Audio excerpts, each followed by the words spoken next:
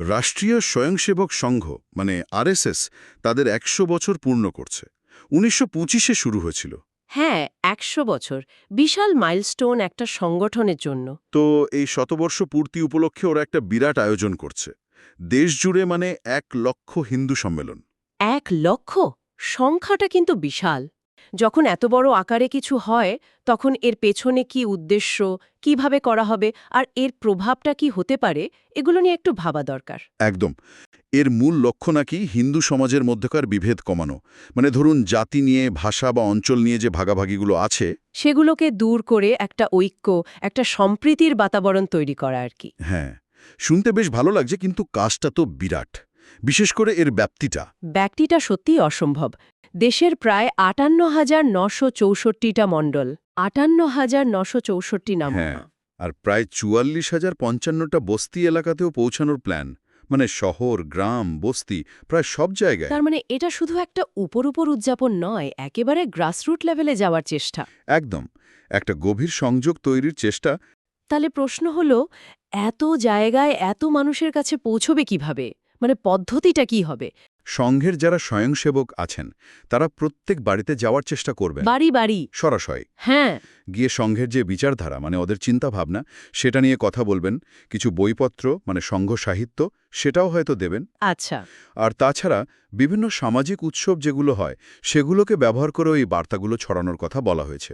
মানে একটা মাস কানেক্ট তৈরি করা। এটা তো একটা পুরনো কৌশল। ব্যক্তিগত স্তরে কথা বলা, উৎসবকে ব্যবহার করা বেশ কার্যকরী হতে পারে। ঠিক। কিন্তু এই যে এত বড় জনসংযোগ, আদর্শ প্রচার, এর একটা রাজনৈতিক দিক তো উঠে আসবেই, তাই না? বিজেপির ভোট ব্যাংক, মানে সেটাকে আরও মজবুত করার সঙ্গে। বিশেষ করে উত্তরপ্রদেশের উদাহরণ দেওয়া হয়েছে।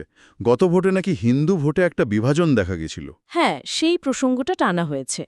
তবে ওই একই রিপোর্টে আরএসএসের অবস্থানও দেওয়া আছে।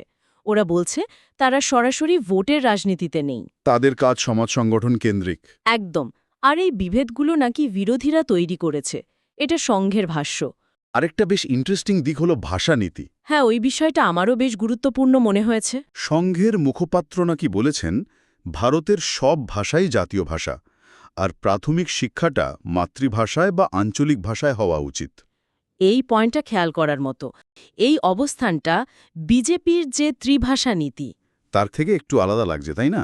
হ্যাঁ, কিছুটা ভিন্ন তো বটেই। সাধারণত সংঘ আর বিজেপিকে তো একই লাইনে ভাবা হয় অনেক বিষয়ে, কিন্তু ভাষার মতো একটা সংবেদনশীল জায়গায় এই যে স্বতন্ত্র অবস্থান, এটা বেশ মানে লক্ষ্য করার মতো। এর কোনো কৌশলগত দিক আছে কিনা সেটাও ভাবার। তা তো বটেই। আচ্ছা, এই যে এত বড় একটা কর্মযজ্ঞ, এটা শুরু হচ্ছে কবে থেকে?